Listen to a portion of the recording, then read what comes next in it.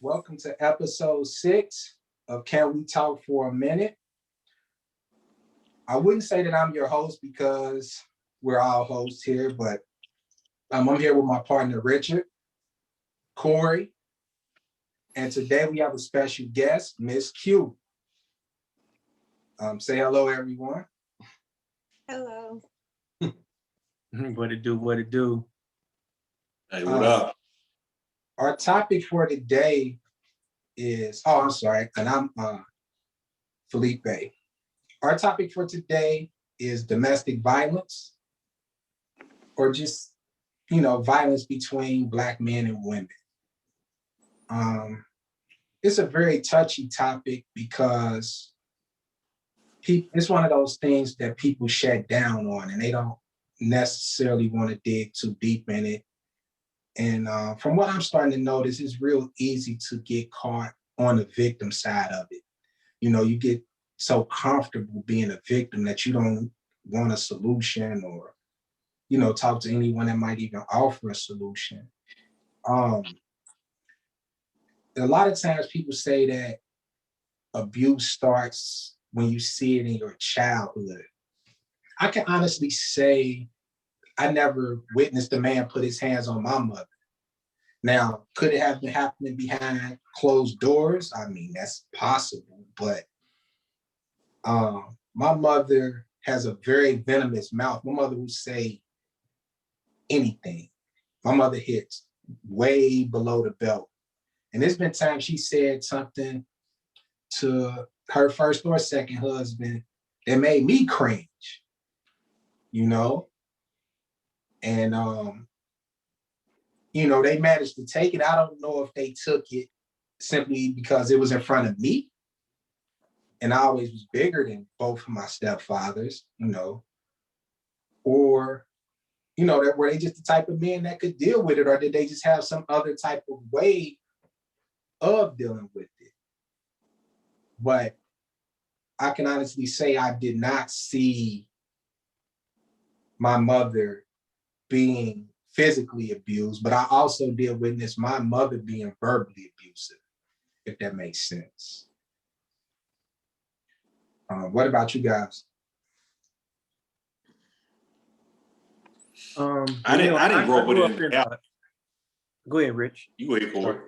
Now you have more to talk on this subject than I do. I grew up in a two-family household. My mother and my father was always in the house.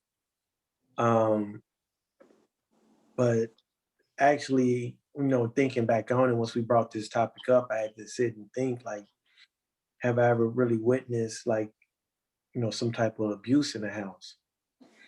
And I don't necessarily think I've seen any, under the umbrella of domestic violence abuse, like physical or emotional abuse.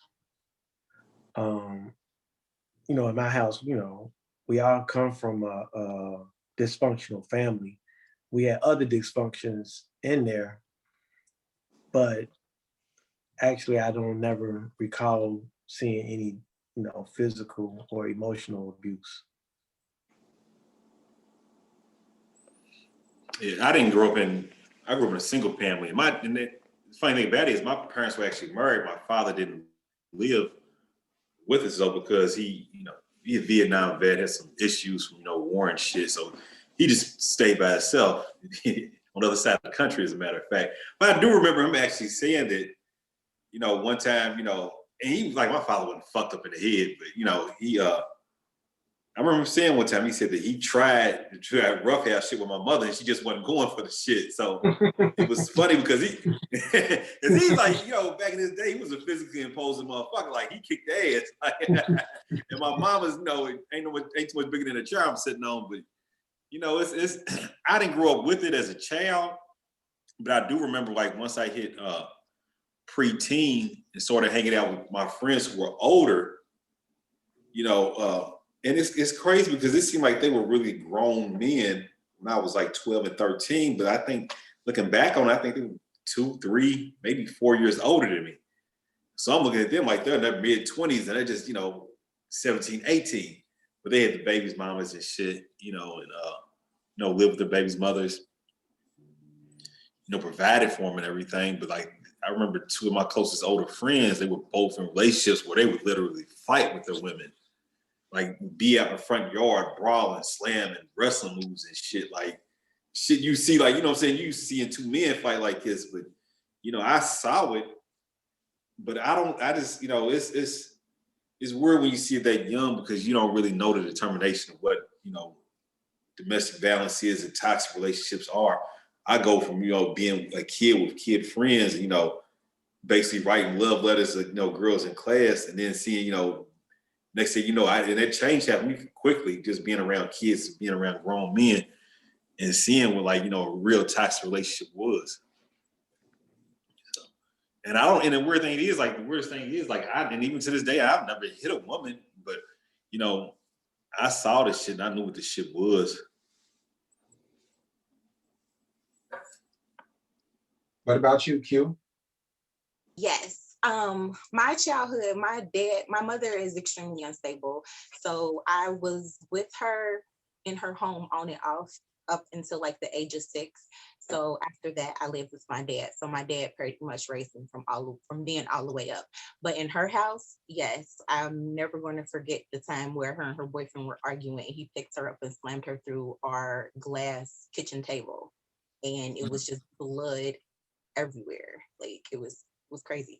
But then having to run upstairs and call 911 and explain to the operator what your address is. I think I was like 4 or 5, but it was like screaming in the background, and it's just like, yeah. So because I witnessed that, I was like, I'll never let nobody put their hands on me or be in a situation like that. So seeing it made me more aware of it.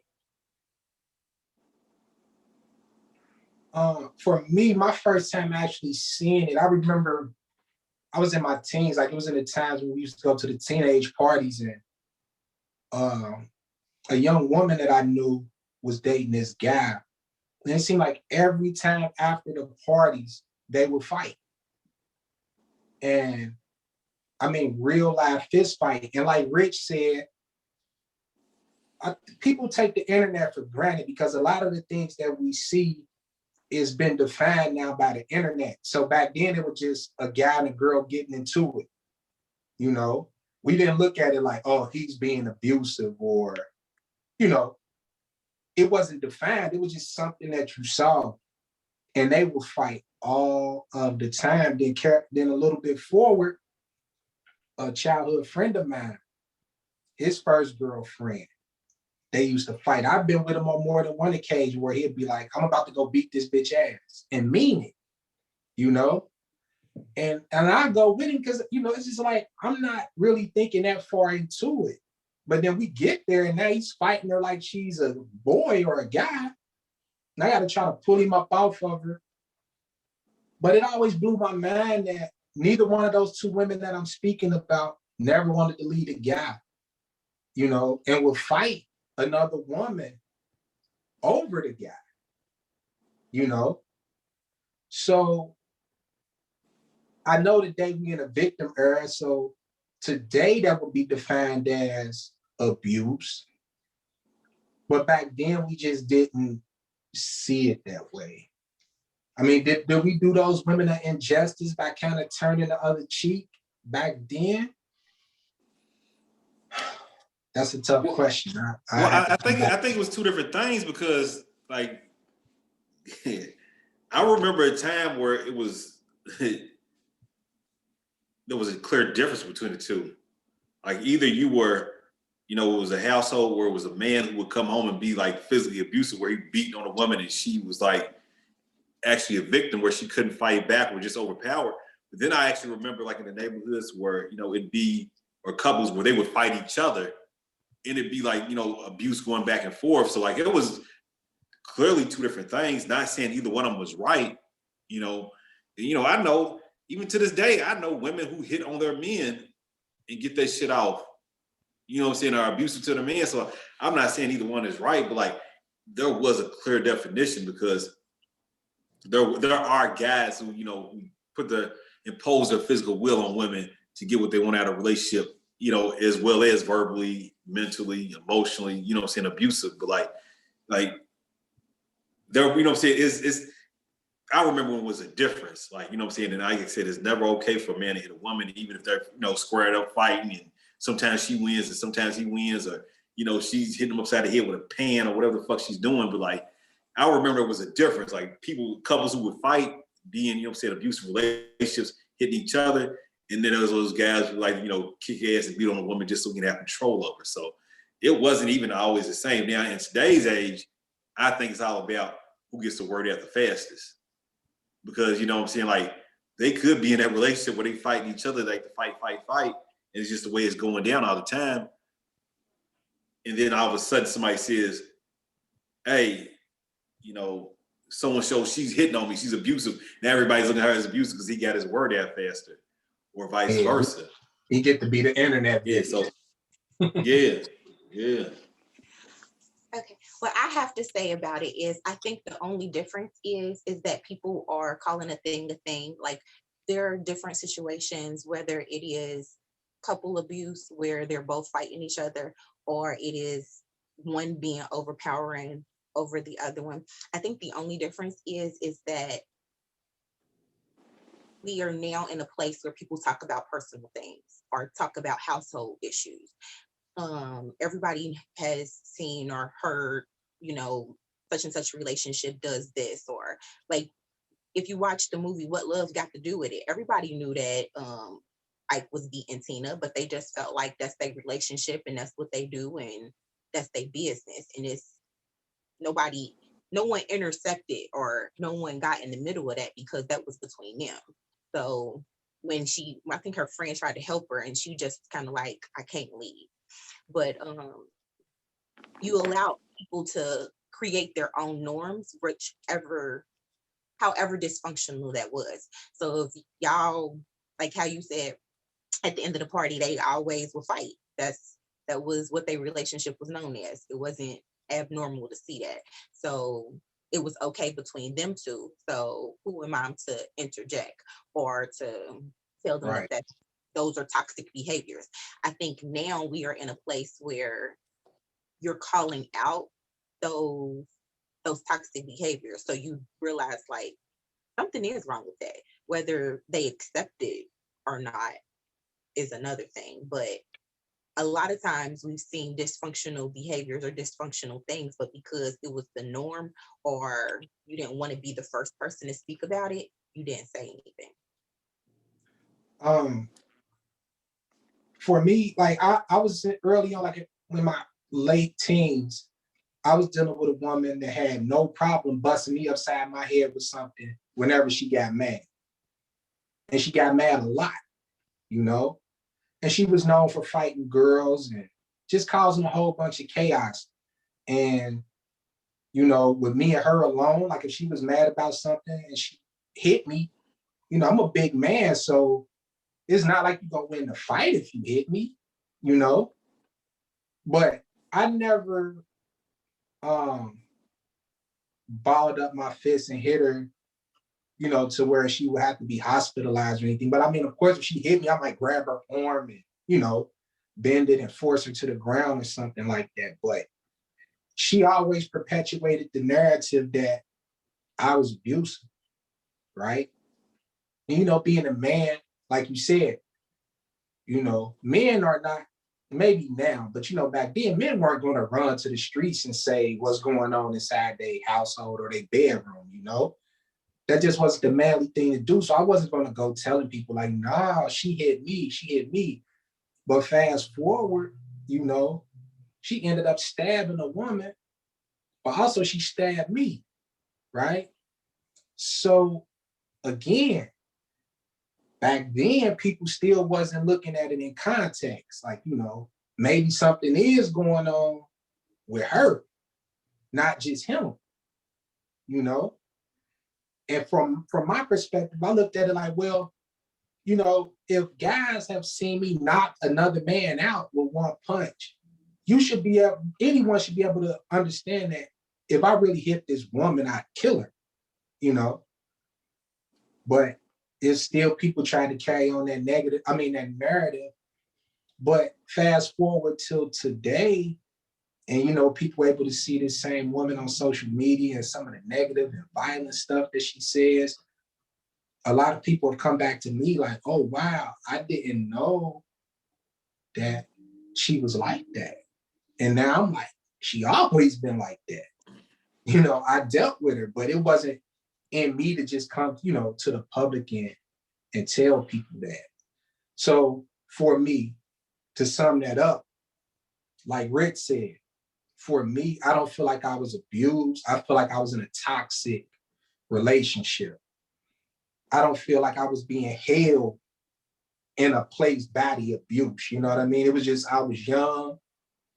You know, I didn't have the information and the skill set to navigate through that situation. So I just took it as it played out. That's it for me. I mean, So I got a question for y'all. All right. So we talking this domestic violence, and you know, most of the time we hear about domestic violence is mostly physical. And a lot of times, even if we didn't see domestic violence in the house, we seen some sort of abuse in the house, even if we was getting whoopings or siblings fighting each other, just things of that nature. So with this domestic violence, you know, and then, you know, your moms or somebody in the house, as kids, you know, if you fighting your sister or something like that, they'll jump in and say, you know, you don't hit your sister, you don't hit girls and things of that nature. But I'm just curious, have we like really ever thought about where a lot of this abuse come from? And just in us as a people. I mean, could it be something like, I'm just serious though. No. The funny thing about it is that violence in relationships goes back a long, long way. Like it's just now to a point, you know, you can kind of say recently, even if you're going back the last 30 or 40 years, where that shit has become taboo. But like back in the day, motherfuckers used to really kick ass. And like it was accepted. Like like people don't realize like shit's changed a lot over, you know what I'm saying, the course of, you know, I want to say the human race. Is, you know, especially like when you get like media, TV, social media and shit, where you can put these labels on and people come out and say things like, if you're the first one to get in front of an audience and tell somebody something's wrong, you know what I'm saying, you kind of make the rules for shit, you know. So, but like, nah, kicking ass has been around for a long, long time. Like, you got to think, you know, women were like second-class citizens at one point. You know, it's you know, it ain't always been, you know, illegal to kick ass. So like that shit ain't nothing new. It's just like getting filtered out now. My question is that a slavery trait though? Nah, hell no. That shit been going on before slavery. Yeah, like, that was on way. Look, you remember the cartoon where you used to have the caveman dragging a woman by the hair with the club? Yeah. Yeah, like that shit's been going on. Like, and that ain't a black thing either. Like, you know what I'm saying? Like, not to make it a subclass thing, but you know, you know, if they try to put it as a black culture thing. It's not a black culture thing. No, that spans across the board. Like you go over the Middle East, you want to see how they treat women over there, but I got an African homie. He said that. He said once he came to America, he said he's not allowed to discipline his wife. That's not a black culture thing. and I see what you're saying, like, because you saying like from slavery, you thinking like the black man, you know, the man gets traded, like you looking at culture like from a black culture, you thinking like, you know, a male go to work in the black culture and get treated by like shit, you know, from other people, bosses and shit, you know, shit runs downhill. You thinking, all right, he just got treated like shit, you know what I'm saying? Now he got to come home and the shit got to keep rolling downhill, so he beat his wife. Nah, that ain't it. Trust me. Like years and years ago, kicking ass was how, you know what I'm saying, motherfucker got his woman to listen and do what he told him to. What I would say to that is that as men, I think we were never really taught how to handle a lot of different situations. In a lot of situations, we only learn how to handle them in the social media era, where because growing up, we lacked information. So you really had no references or anything to reference how you were feeling or how you were thinking too, until someone came out and said to me, you like, oh, Yeah. And what I've always understood was there are men who take out how they feel on, like you said, the downhill effect, be it the women or the children. Yep. Get treated like crap at work, go to the bar, get drunk. And the whole time they getting drunk at the bar, they praying that their wife does or says something that could set them off.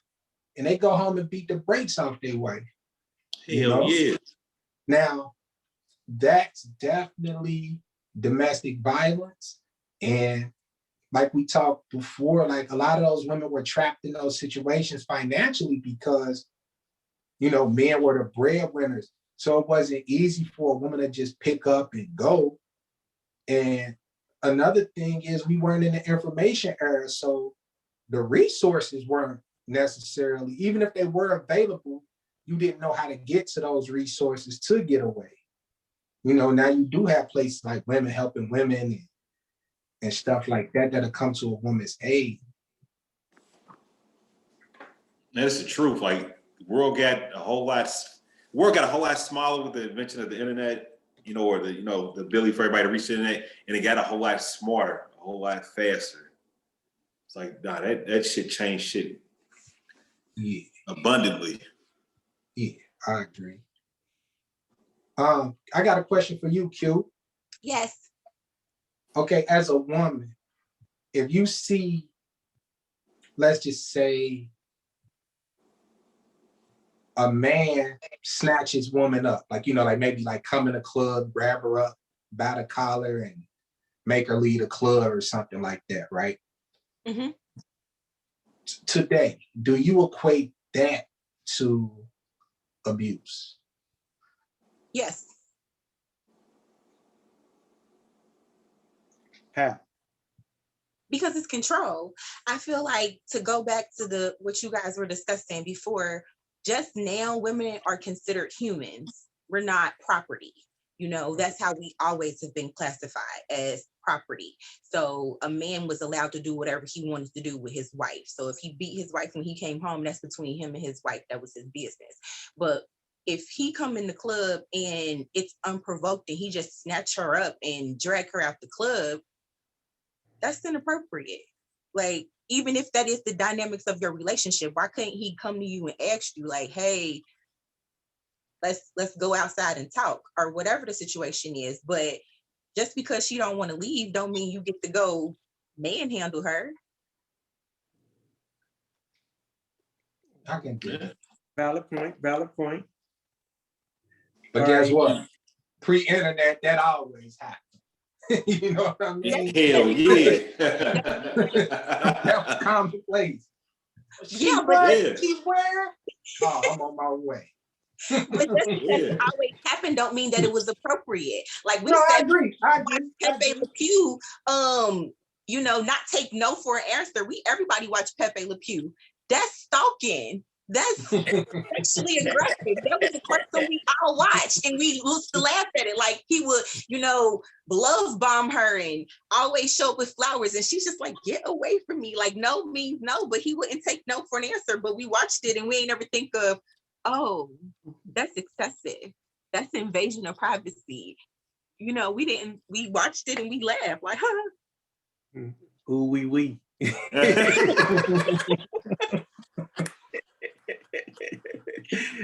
Pepe.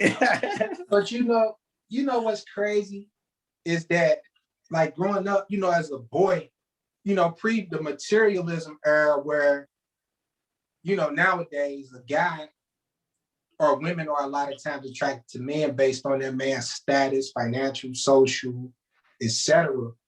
But when we were growing up, you had to actually have what they call game to get a woman, because the girls weren't materialistic. They didn't want you to be in the streets or, and none of us came from wealthy families or any of those things. So no one I mean, I can remember going to the movies with a young woman and my parents gave me money, her parents gave her money. It wasn't me paying for her, it was our parents paying for each of us. But to get a woman, you had to have what they call game, or a girl. And even into my early 20s, you had to be able to talk your way into the cookies, right?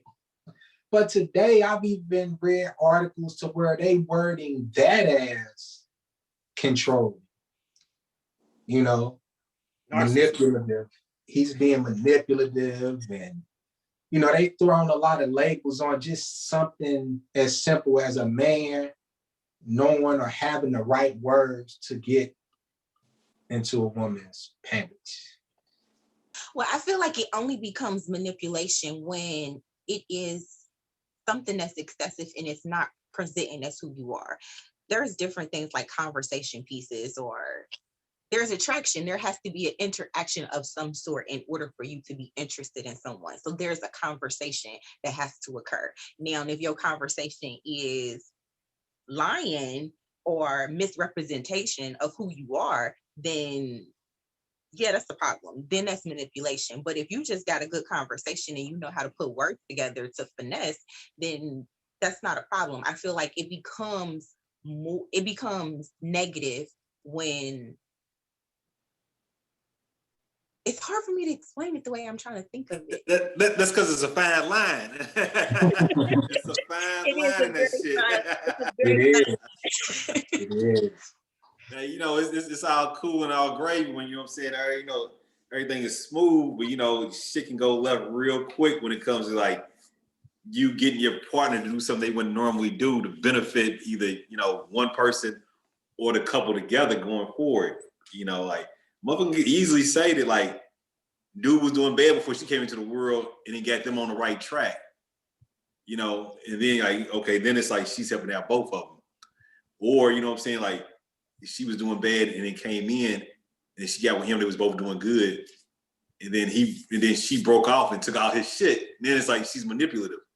You know what I'm saying? Like, cause you don't never really know the story behind the story. Like, motherfucker, cause look, you can think somebody's doing good, like come together, they could be doing better, but he might not have been shit in the first place. You know what I'm saying? And they might have grew together, you know what I'm saying? And she takes off and like, look, man, you ain't hold me back when you did wait. And then it's hard to say when you ask that looking in saying somebody manipulated somebody else.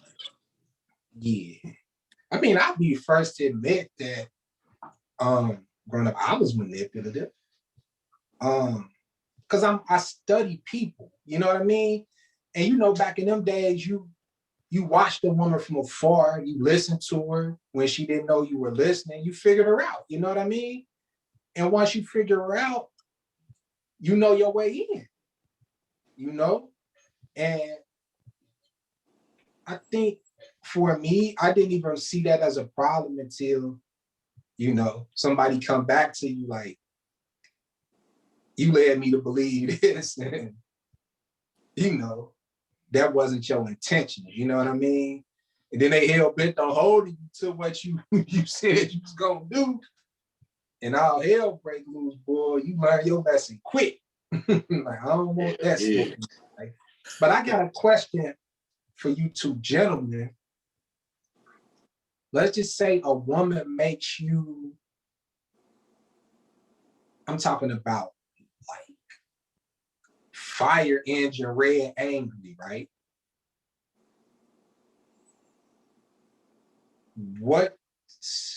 How do you deal with that anger and pacifying the situation without putting your hands on the woman to vent that anger?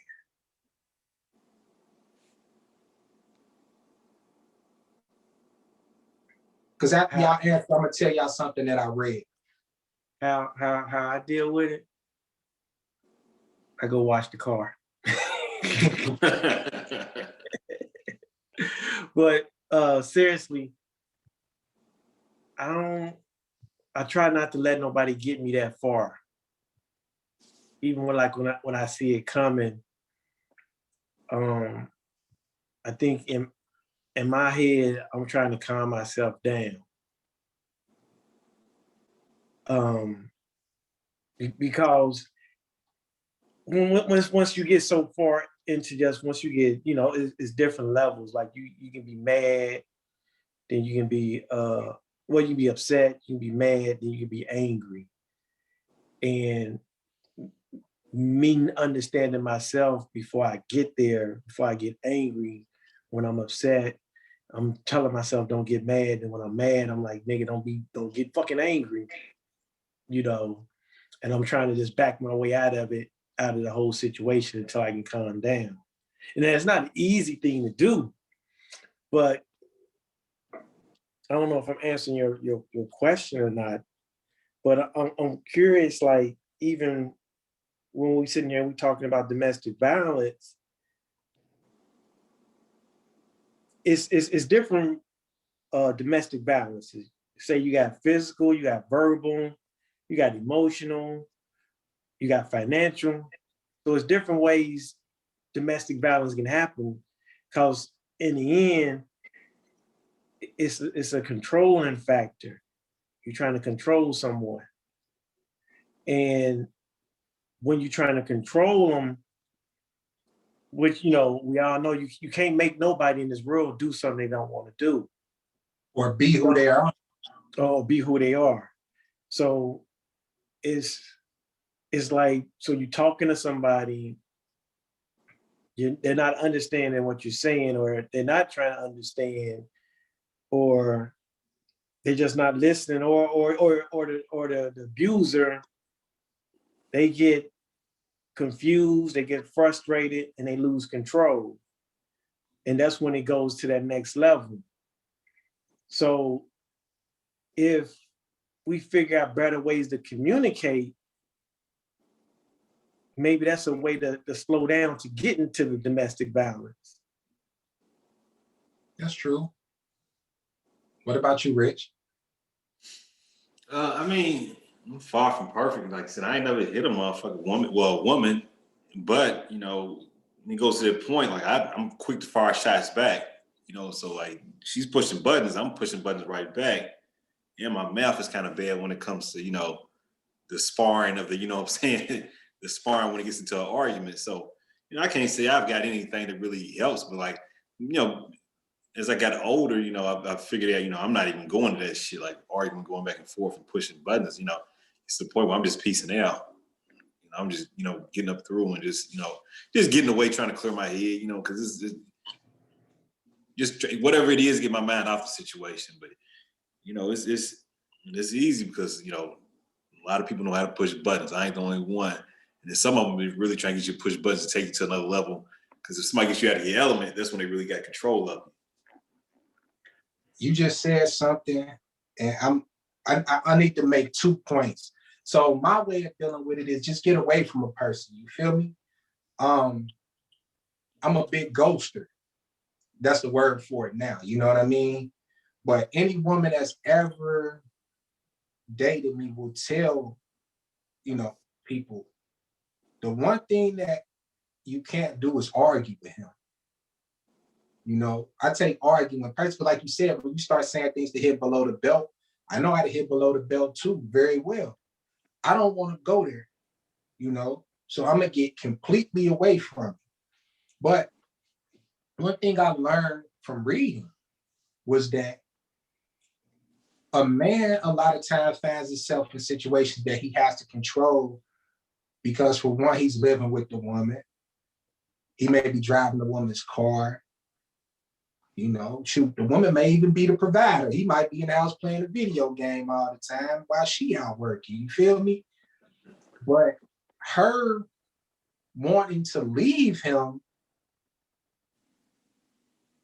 send his elevator all the way to the top floor. You feel me? He got to beat her back into submission because his food, clothing, and shelter, relies on that woman. You feel me? So a lot of times those type of men, will definitely beat the brakes off a woman. But then it's on the flip side where you got, men who have everything together, money, success, all those type of things, and believe that those things should control a woman. You feel me?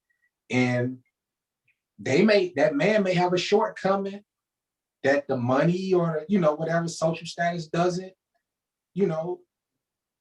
cover in relation to that woman. Let's just say if the sex ain't right, she might still be trying to slide off and get her some sex somewhere else. You feel me? From what I've read, men like that will beat a woman, maybe even kill her. You know what I'm saying? But I witnessed another situation where I was over a friend's house and he was dealing with this woman, and me and him were sitting in the living room, I think watching a football game, a basketball game or something, and we were eating, and she was in the bedroom. So she came out the back and was like, I should smack you. And he looked up like, you tripping, like, what are you talking about? So she kept putting her hand up like she was gonna smack him. So she went back in the room, she came back out, she slapped him and tried to fight him, right? He held her hands, pushed her away, pushed her back into the room, like, no, you tripping, you tripping. So we get back to doing whatever we're doing. She come out again, she was like, I should spit on you.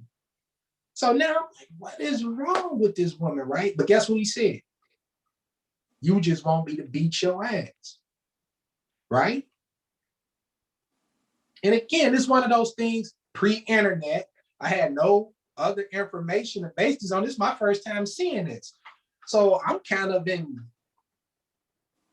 just investigative mode. Like, man, what the heck is this about? You feel me? And so after she said she should spit on it, she went back in the room for a few more minutes. She came back out hot. Now he said, now you spit on me, I'm gonna beat your ass. She spit on him. He beat her ass. Tossed her back into the bedroom. I guess she went to sleep or something. Man, bro, no lie. When she came out the bedroom, she had a lingerie talking about, come here. Blew my mind. And he's like, I told you, all she wanted me to do was beat her ass. Now she was ready to have sex. So now I have to ask the woman on the show today, what the heck is that about? Well, that goes back to her childhood. So did she exhibit dysfunctional relationships where some people, it's really weird to say it this way because I read a book about it, but some people really only register love or affection if it comes in the form of pain. So he may have, instead of, because the way you tell the story, it seems like she just wanted his attention, or she wanted to provoke him for a moment. Like he and her having time with his boy, but don't let him forget about me.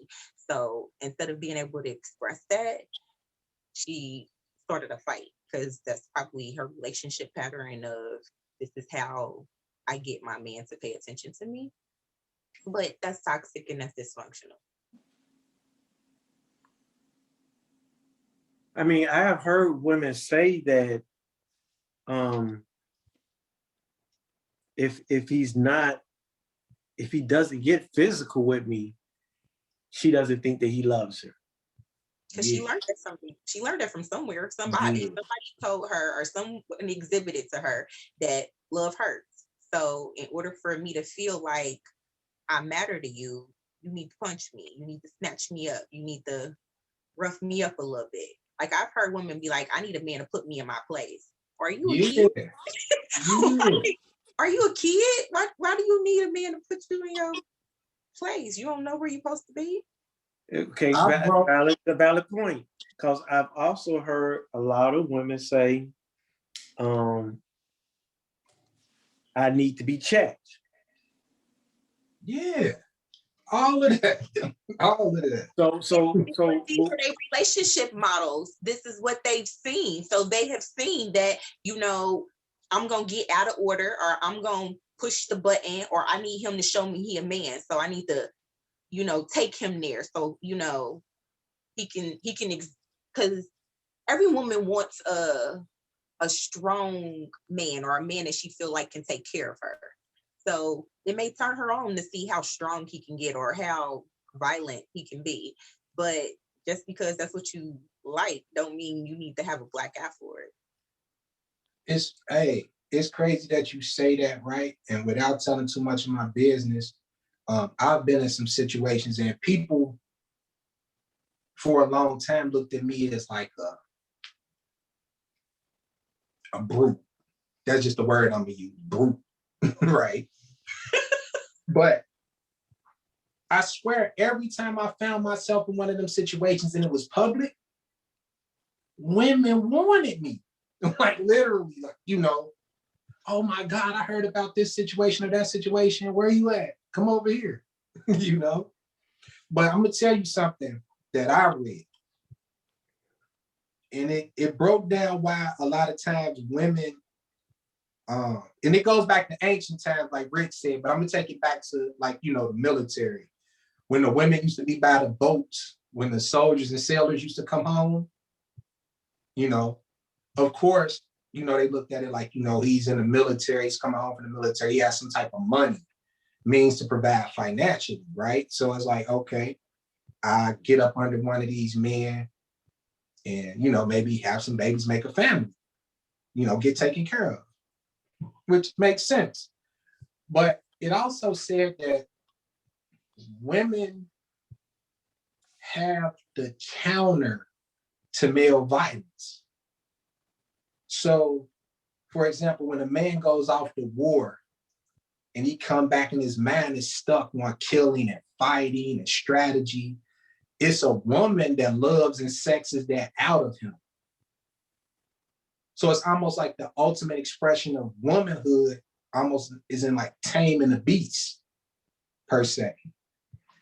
And I seen it on this movie. I can't think of the name of the movie right now, but the women were talking about it. Like the men were off at war and the women were preparing themselves physically for the men to come back from fighting to basically have an energy exchange, pacify that extremely aggressive male energy. And, back with that animalistic nature right there, I think it's still prevalent today.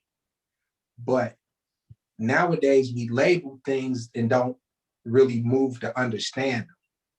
And that's a lot of times, that's my conflict with social media.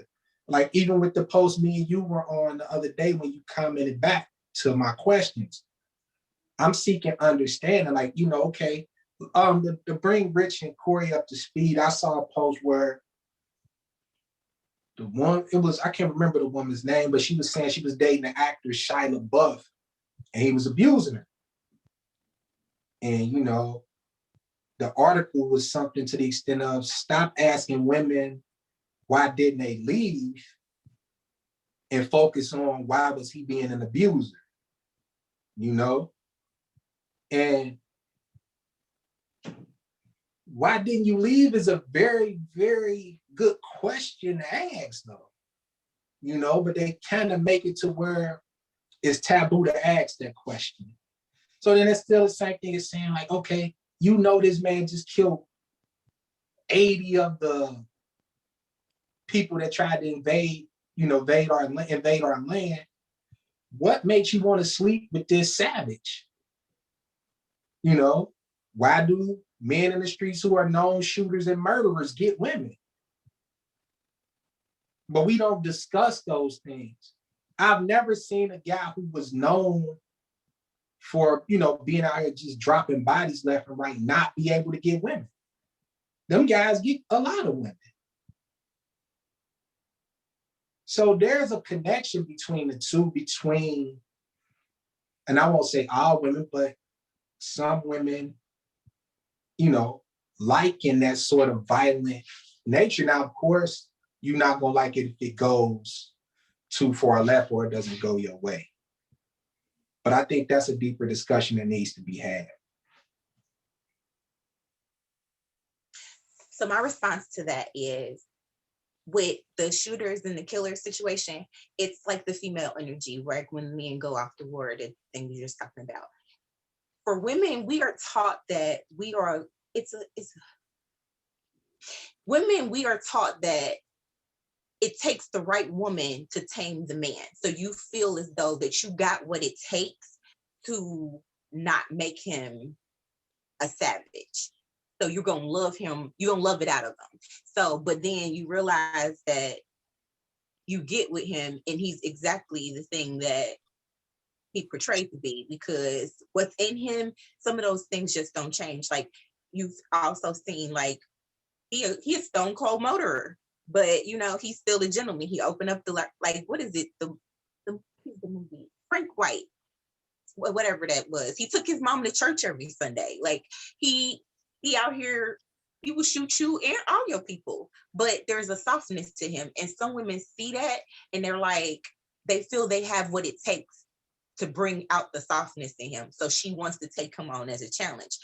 But as a woman now that has been in a few relationships, I have learned you can't change a man. So if that's who he is, that's who he gonna continue to be. And you're just gonna be one of the ones that get ran over because you're gonna think that you got what it takes to change him. So if he got 6 baby mamas, plan on being the 7th. If he out here beating women, you gonna be added on to the tick. That's it. That's why y'all always do some shit. You ain't trying to tame a man. Let that motherfucker be who he is, man. You try to tame him, put his head on a mantle and all that shit, man. No, man, we ain't trophies, man. So y'all stay in some shit. Yeah, definitely. And in the chaos that comes when she realized she can't tame you, oh my God. Right, yeah. But that's the thing. That's when she turns into the murderer and the killer herself. It goes way far left. That's when she will start stacking bodies. Man, listen, it goes left. That's the thing, though. But those are the two different things that men and women are taught. Like men are taught to be aggressive, to go out there, be dominant, take force, you know. But women, we are taught to nurture, love, care, you know, warm you up, like be soft. So she feels like she has the right mixture of softness and finesse to be able to be like, oh, because when beauty shop talk, and it's like, oh, he just ain't got the right woman, you know, she ain't such and such and such and such, and then you be like, how did that project work for you? But see, that's why I hate this era, because that woman you just described, right, can still get victims' attention. When you sat there in the barbershop or the hairdresser and you saw her target this savage, get with this savage, get pregnant, get beat, catch a case fooling with him. He left some stuff in her house, whatever, right? And she still gets to say she was abused. But that's the thing. It's two things that, yes, you are a victim, but there has to be accountability for the part that you played in it. And I feel like a lot of time people are allowed to be victims, but not to be responsible. Like, only time I say victims don't require responsibility is if something happens in the case where you're raped. You know, I'm one of the women, I don't care what you got on. It does not mean that he get to rape you, pull you, you know, do whatever. There's boundaries. That's the only time that I feel like when you're a victim, there is no blame, but there is responsibility that comes with certain things. And if you know beforehand what his rap sheet looked like before you decided to be in a relationship with him, and he rolled you over too, you might have had really good intentions. You might have only wanted to love him the best, or just give him the best love of his life, or love it out of him. But the fact that you knew that does not make you exempt from the hurt. Like you got to own up to that. So now you got to realize what's in you that made you feel like you can change him. What work do you need to do on yourself? You can't just always, there's accountability that has to be had there. Hey, Corey, I got a question for you, right? All right, I'm listening. You know me a long time. Do you think if I was an abuse, because you know, a lot of times we find out stuff about our friends that we never knew. Like, like until it really hit the fan, and it's like, oh, bruh been that way all that time. Y'all just never knew it, or he never let y'all see it, right? Mm-hmm. Do you think that if I was a woman beater, you would know it? You all abusive ass nigga.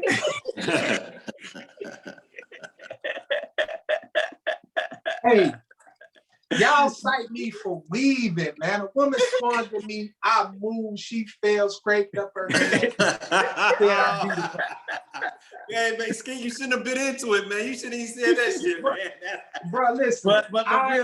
But realistically though, if you was an abusive man to women for how long I've known you, I would know the traits and I would be able to see that. Mm-hmm. Just because that means I would probably been around you and I would have seen you and such get into it, and I would have seen how you reacted. I would have seen her do something to you, and I was, I'd have honed in on your reactions. Mm-hmm. So even if you didn't put your hands on her, I would be able to gauge from how you reacted to her, like, oh, he about to beat her ass when they get home. Yeah. And wait. I mean, and we both know other guys who we know, like, they never made a distinction between man or woman. Like a lot of times women will say, like, men who beat women won't fight a man. But we know men that'll fight men now. They never made they'll fight a man and a woman. Valid point. And to go back to what Q was saying earlier, and she was talking about sometimes in an abusive relationship, sometimes you just see the victim, but there's no accountability. I remember this one time, this young lady, she was, how can I say this? So this young lady that I know was dating a gentleman, and her and the gentleman had dropped her off in the morning. But when the gentleman dropped her off in the morning, she still had a dude. And her dude was stalking her car. He seen where the car was parked at, and he sat out there all night for the car. So he ends up flattening the tires on the car. So when she get to the car, the tires are flat. So she's trying to fix the tires, whatever the case may be. Her dude, her boyfriend, calls her at the time, like, hey, what you doing, this and that? She's like, well, I'm fixing my tires. And, so I got a flat. He's like, well, where you at? She's like, I'm such and such. He's like, well, I'm right around the corner. I come help you. So he comes, they fix the tires. Fast forward the story. They get back to the house, and he get to talking. Then he asks her something like, yeah, who was that dropped you off? And that's coming out that he was there when she got dropped off. And, so it comes out, she say who it was, they go back and forth, this and that. And so, he's very emotional right now. So that she says, the gentleman asked her, like, so what y'all do all night? What was you doing? Saying, did you fuck him? What was going on? This and that. And, he owned her. So she said she just admits it, like, yeah, I fucked him.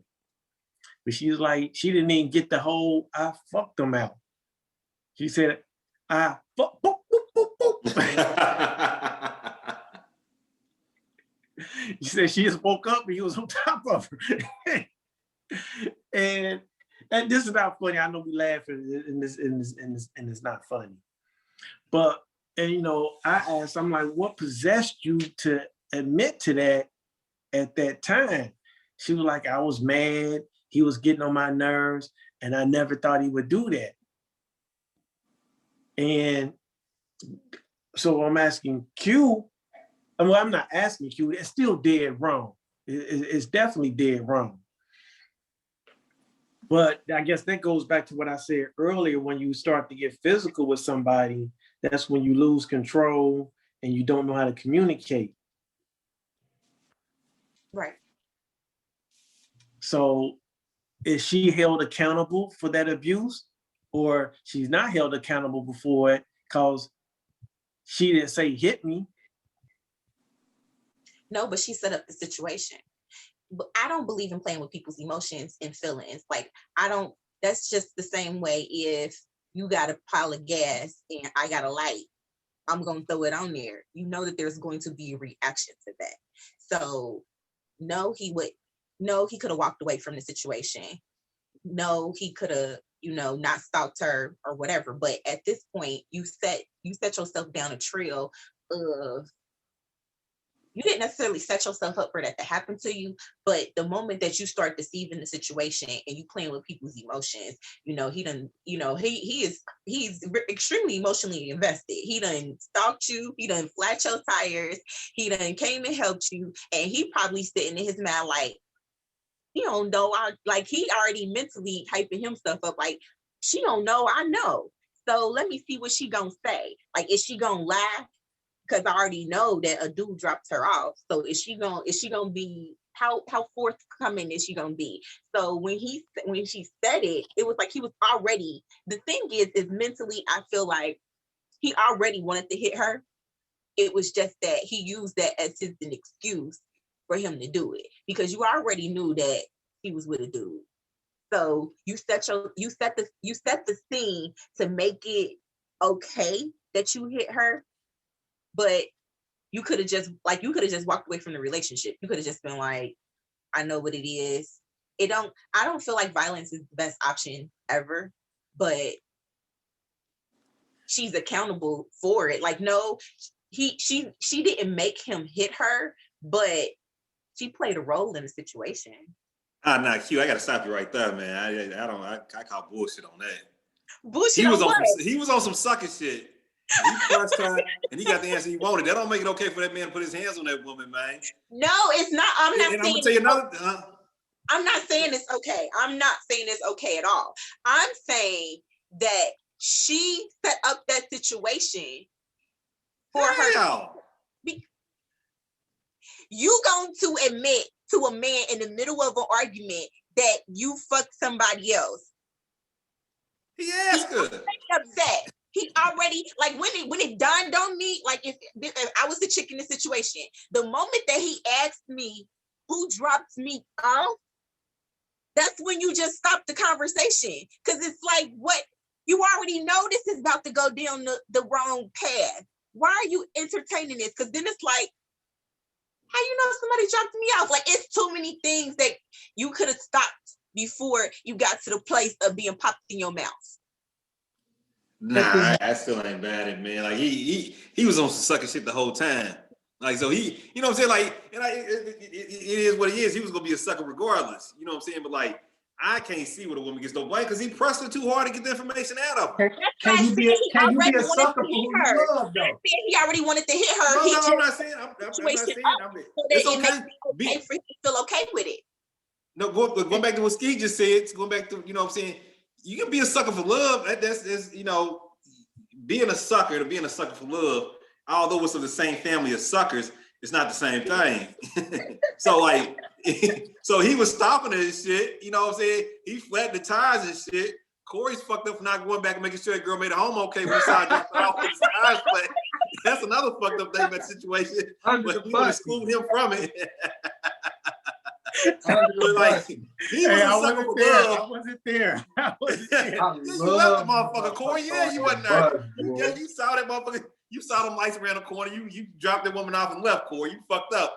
But like, he was a sucker for flattening the tires and stalking her. Yeah, but when he pressed her and used that as an excuse to beat her ass, nah, he's just a sucker at that point. You know what I'm saying? Like, sucker for love gets the separation of being a sucker right there. Hey, I'm glad you said that, Rich, because now we can honestly say that Corey failed to protect the Black woman. Like, he's that man that the women on social media are talking about. That's you. I heard about this story. Somebody told me this story. Hey, but I was not there. But seriously, I heard about this story. Get the fuck out of here, man. That's a safe place, Corey. But check this out.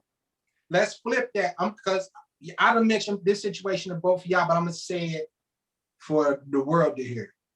I was dating a woman. It was Valentine's Day. She said, let's do lunch because I think they're going to make me work this evening. I said, lunch instead of dinner, you know, because dinner is normally the thing on Valentine's Day. Okay, so I'm like, all right, that's cool. So she calls back and say, hey, I just found out that I'm not going to have to work tonight. So let's do dinner. Like, I want to go home and get all the way dressed and, you know, whoop-de-whoop. I'm like, you know, that's what's up. We do dinner. Just so happened though, right? I leave my house, driving. I come down Sycamore Street and I can't remember. It was a restaurant on Sycamore and they had like this enclosed balcony to where, even though, you know, it's February, so it was kind of cold, but you can see, you know, on the balcony, you feel me? She was having lunch with her ex, right? Now, I could have did like you said, old boy did, like, you know, went in there, confronted her, put hands on her, put hands on him, right? But instead, I didn't say nothing, right? I went on about my day. I went to doing what I was doing.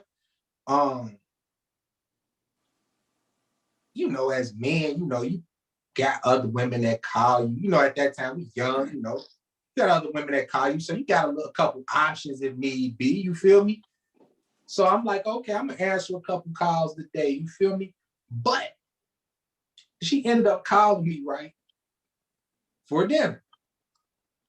And was like, you ready? I'm gonna be ready at 6. She's like, I'm hungry. I'm like, girl, you already ate. She was like, what you mean? I'm like, man, come on, man. I seen you on the patio, but we ain't gonna even get into that, you know? And that was the end of our relationship. You know, just point blank period. Like I just never, you know, I think we probably bumped back into each other later on down the line and, you know, kicked it. But as far as our relationship or what I thought was a relationship, or I don't know what we called it, but that was just the end of it. I didn't necessarily feel the need to put my hands on her. But what I've also learned over the years is that when a man can't get another woman, you know, that makes a huge difference. Like, you know, she the only woman he got, or she the only woman he can get.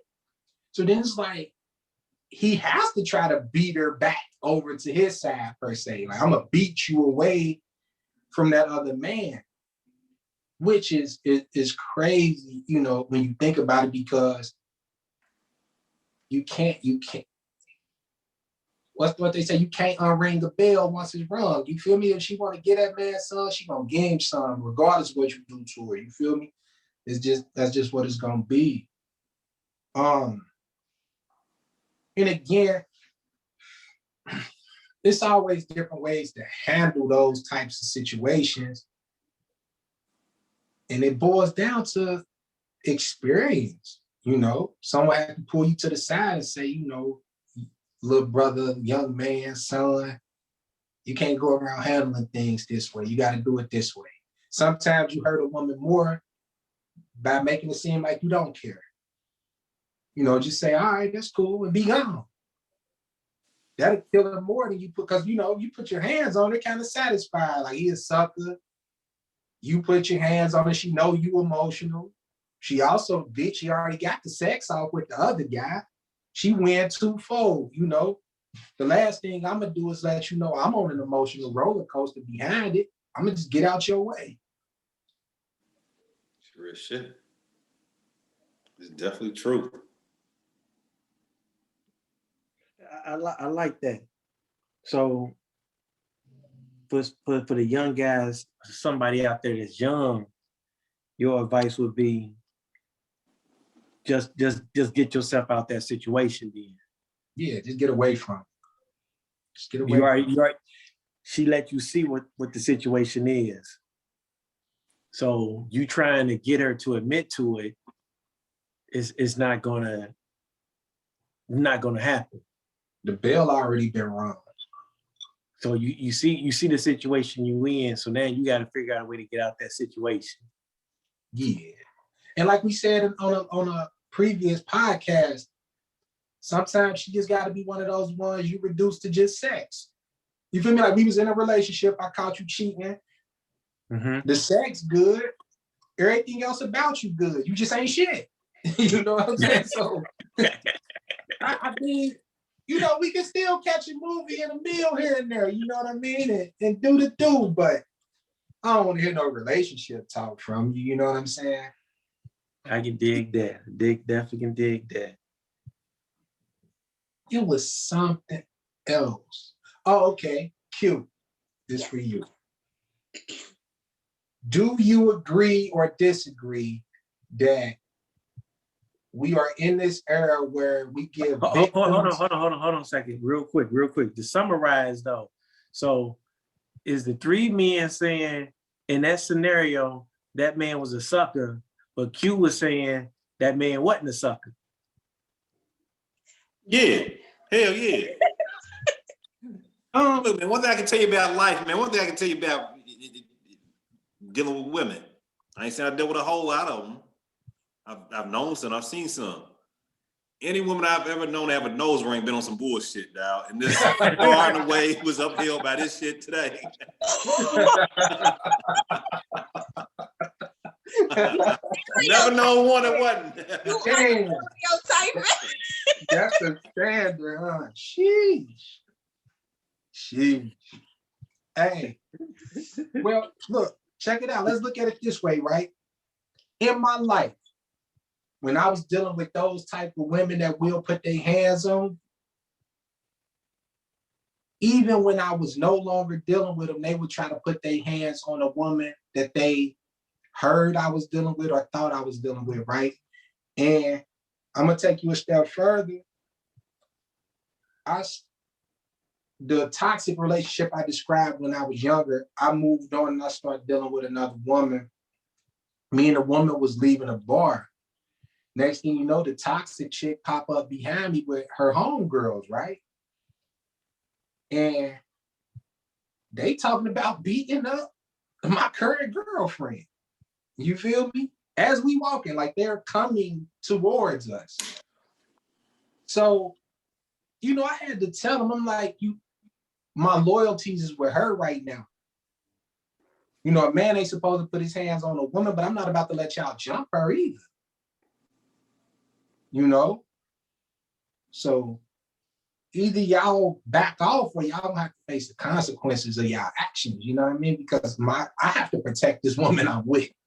Y'all ain't necessarily my responsibility. But I'm only saying that to say this.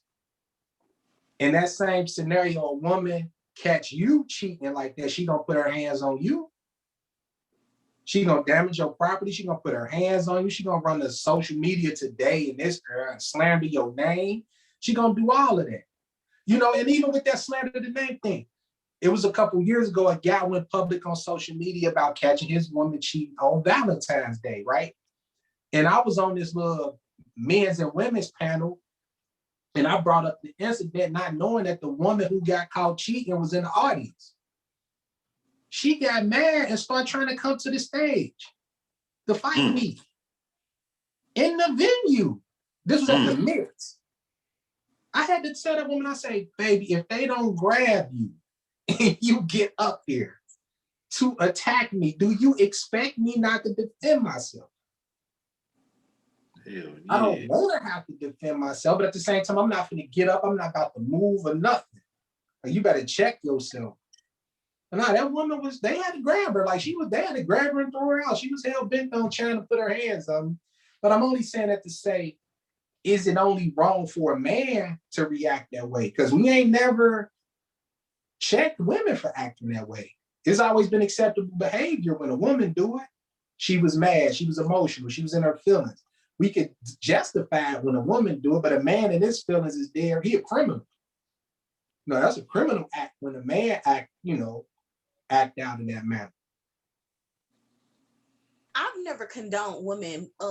I don't agree with either situation. Men hit women, women hit, and I don't want to be hit, so I ain't about to hit you, and you don't want to answer to my daddy if you go that route with life.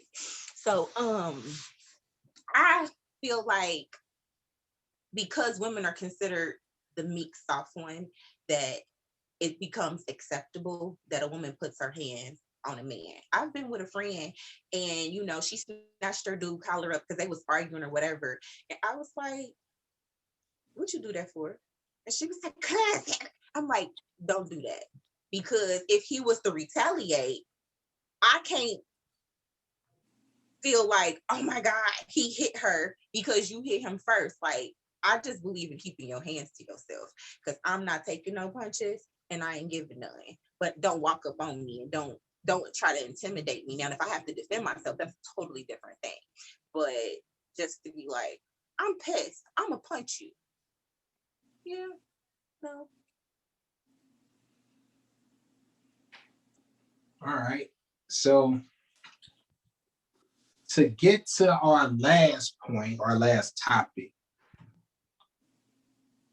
when a woman is in an abusive relationship, right, it is part of Black men protecting Black women, men rescuing that woman from that relationship. Now, I'm saying that to say, I've seen scenarios where a woman is being abused, someone comes to her rescue, and she's still on the side of the man that was abusing her. You know, I won't go into details, but, you know, she helped to prosecute the man that came, you know, to help her, per se, you know. And in another situation, I had a guy call me with his girl, punched her in front of me, and me and my friends started beating up the guy. She hit me, you know. So again, it's like, is it possible to pull someone out of a relationship they're not ready to be out of? No. For me, I'll be personal. I was in an abusive relationship with my ex-husband. It was mental, financial, and verbal, but it was hard for me to notice that's what it was. It was all of controlling, but because it wasn't the lifetime scenario of being thrown down a flight of steps, coming home and, you know, black eyes and having to make visits to ERs and wear sweaters to cover up bruises type of thing, you don't really realize that there's other forms of abuse. I didn't realize it. My scenario was I was very well taken care of by my ex-husband, and we got into an argument, and I was a stay-at-home wife and we had no children. And what I realized now in hindsight was I was the benefactor of his ego. So I was the stay-at-home wife that didn't have to work because for his ego, it was my wife doesn't have to work. I make enough money. I had a new car.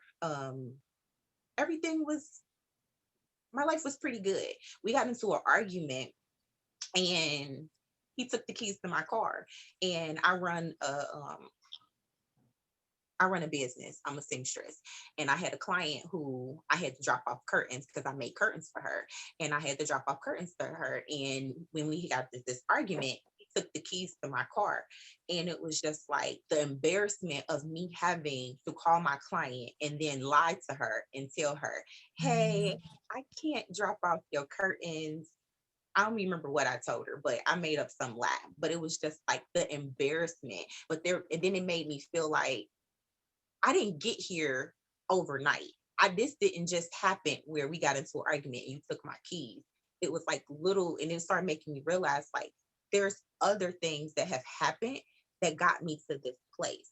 But because people don't really talk about the other forms of abuse, it's only physical that people talk about. People only talk about verbal every now and again when your feelings get hurt. But there's other ways to be in an abusive relationship other than being kicked down a flight of steps. I agree. Any of y'all got anything in closing?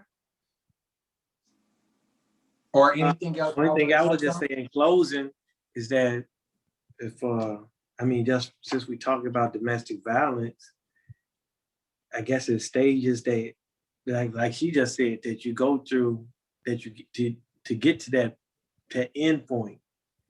So it's somewhere in there because I think, I mean, I don't know about y'all, I think we're talking about it because we don't want nobody to actually have to go through domestic violence. And maybe if we can just figure out ways to communicate better as people, it could kind of cut that down. I don't necessarily know what ways to communicate that can help it, but I think that's probably the start of it. I feel like it's boundaries and it's communication. And now in hindsight, when I go into relationships, it's certain no's for me. Like telling me what I can't wear is a no for me. It's subtle things. Like everybody, before this happened, I was easygoing. And it was like, oh, change this, or don't do that, or don't go there, or no, we're not eating here. And you're not realizing that slowly things that you like, you're losing. So you have to have healthy boundaries and you have to be able to communicate. But the main thing is boundaries. So if y'all are in an argument, and how when he was talking about like if your engine, what did he say? When you're really, really mad, how do you make sure you get back from that? If you in a situation where a person is not respecting your boundaries and they like, we gonna talk about this no matter what. And so then that's when you get to the, the low blows, the getting to the point where you feel like you need to slap somebody in the face because it's like you pushing me there. And it's like when, I said we need to put this on ice, you wasn't comfortable with that. It's like, no, we don't talk about this now. No, we need about maybe 10 minutes or maybe tomorrow to come back at this. But if you don't have healthy boundaries, communication doesn't matter. I got a question for you with this, with your situation with the domestic violence. Do you still feel like you carry trauma to your new relationships from that domestic violence? Yes, it's certain things that are just no-goes for me that it's little things that I noticed, because what happened is, because it wasn't cracked ribs and getting kicked down the flight of steps, you didn't realize that there were subtle things that you agreed to that chipped away at who you were. So now I catch myself before I get to that, like in order for me to change my plans for somebody, it's gonna really have to be something I want to do. So if it's like, I want to go to the museum and you want to go to the park. If I really, really, really wanted to go to the museum, then you're gonna have to go to the park by yourself. Because then in hindsight, you say no to the things you want to do. And then before you realize it, we don't never do the things I want to do. We always doing what you want to do. So it's certain things that I realized that I pay more attention to because I got down this roller coaster and I'm like, how did I get here? Same thing with me when I was in that toxic situation.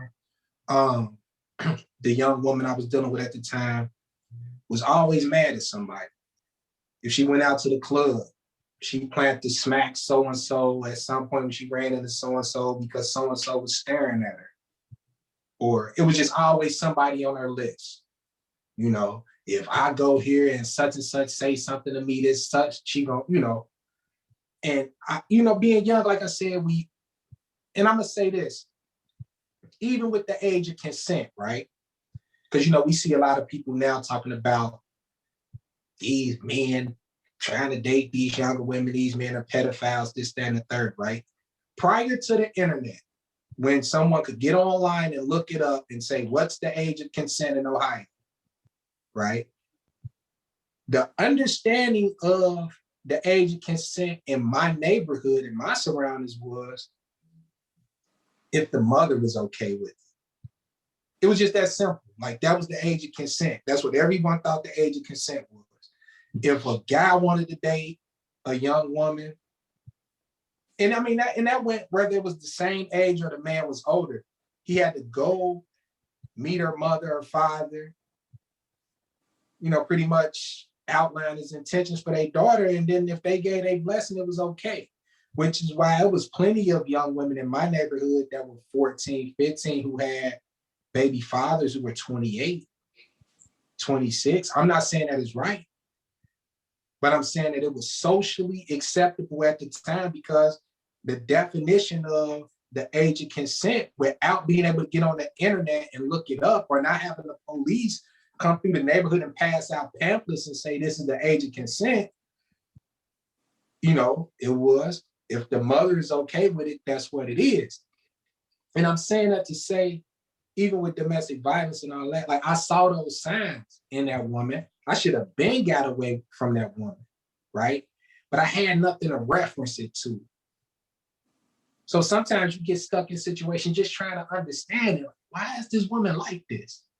Why is this woman always upset with somebody? You know? The next thing you know, it turned on me.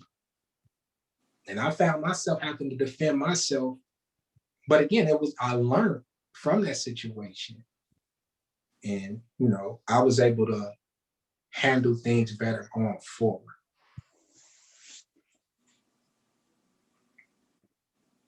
Anybody else got anything? I'm good. I think we covered a lot of bases, and we, you know, hit on a lot of points when it comes to toxic and abusive relationships. So, learned a lot from this conversation. You, Corey? Yeah, I think we covered all the basics. I don't think I got too much more to say. I think I learned something. I hope y'all did. I definitely did. And I'm glad everybody was willing to be open and honest. Q, we thank you for being willing to have this conversation. And the one thing I do want to say in closing is, and I was going to say it earlier, what we have to be careful of is we are in this victims era where we give victims attention, where we're seeing people who have everything to lose get naked on social media, so drugs on social media, school teachers smoking weed on social media. Everyone wants attention for something, right? So now if you start giving victims attention and not help, you make people want to be victims to get attention. So as a man, I'm not quick to, like, if someone is saying that they've been victimized, I want to know what happened before I jump to conclusions. I know a lot of times women will say that's wrong. We're supposed to just jump straight on board to the fact that they've been a victim, but I've been seeing a lot of attention-seeking victimization stuff going on. And it's just going on unchecked.